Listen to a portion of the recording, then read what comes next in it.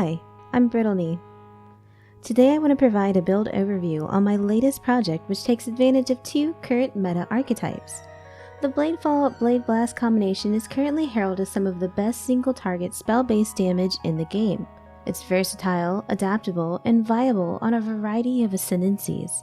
We couple this with Archmage and Arcane Cloak, which uses immense amounts of mana to turbocharge hit-based spells with incredible amounts of flat lightning damage. While most popular Bladefall Blade Blast builds favor ascendancies such as Assassin or Chieftain, we've gone Hierophant here to maximize on his innate mana, Arcane Surge, and Area of Effect scaling. We even get a nice batch of power charges and endurance charges for free. As a Link starter, this was a great build, rapidly breaking into red maps with consistent damage and easy to approach defensive layers.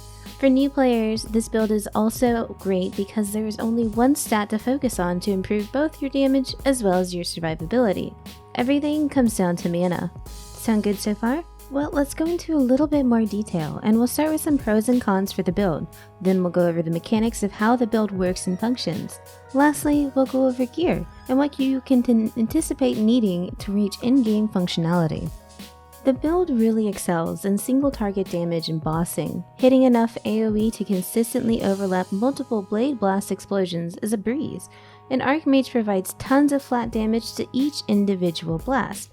So by overlapping say 10 blasts, you're getting that flat damage delivered to a boss 10 times total per cast. The build is also just generically good at content currently offered or considered a priority to farm.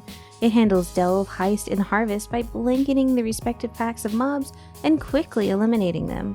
It is also great defensively, allowing for forgivable gameplay to new players, those wishing to approach bossing more seriously for the first time, or for those who just don't enjoy playing glass cannons. You've got really consistent recovery and a relatively large EHP pool.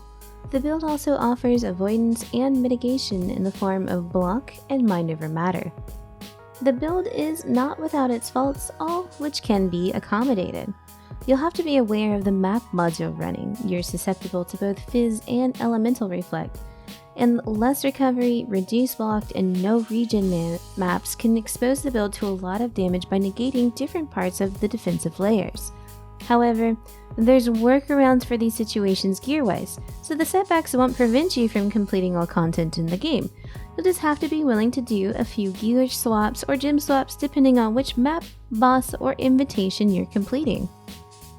While approachable in SSF, with alternatives to every unique, this build wouldn't reach the same in-game functionality it boasts without those key uniques. Therefore, I can't say this one is as SSF friendly as most of my other builds unless you're just incredibly patient and dedicated to upgrading a character over time.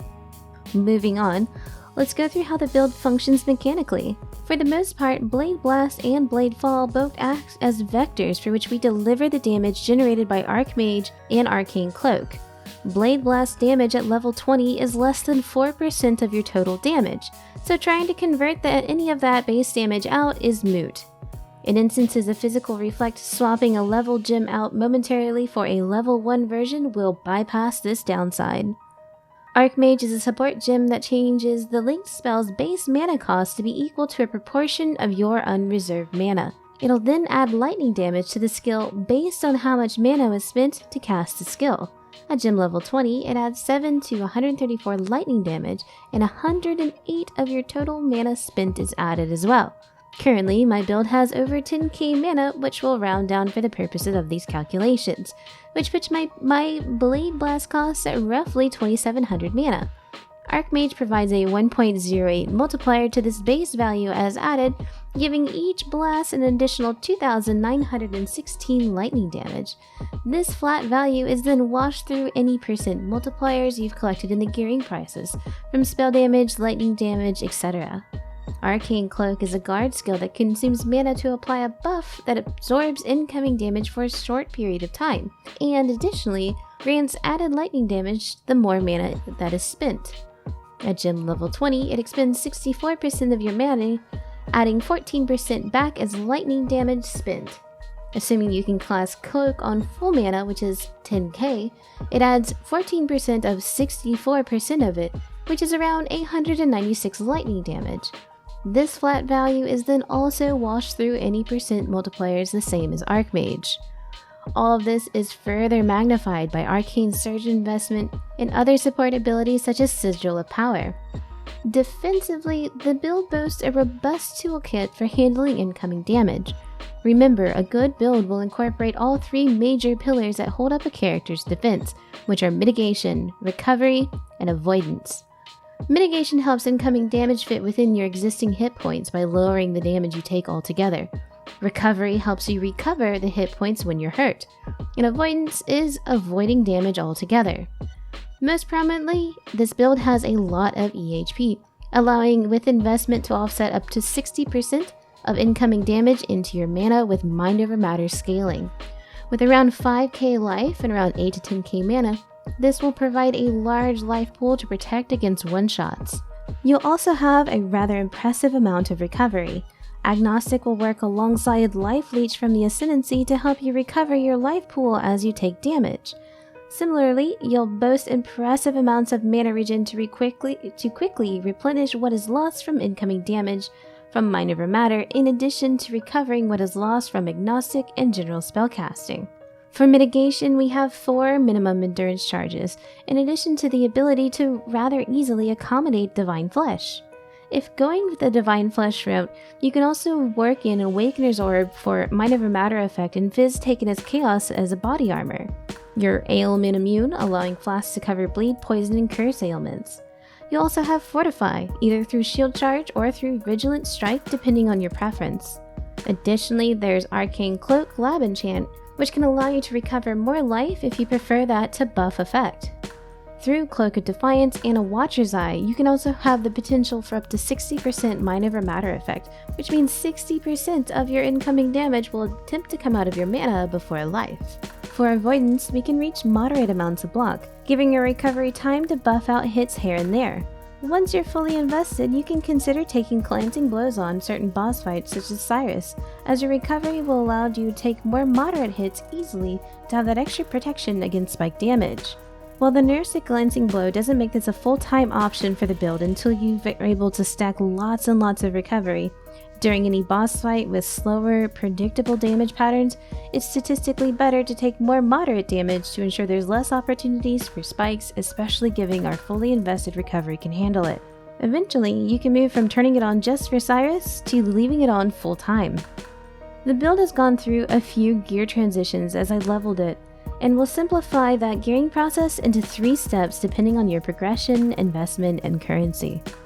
Early on, you'll want to secure an Antares Foible and Essence Worm as soon as possible, as well as some form of 6-link. These are your chase items.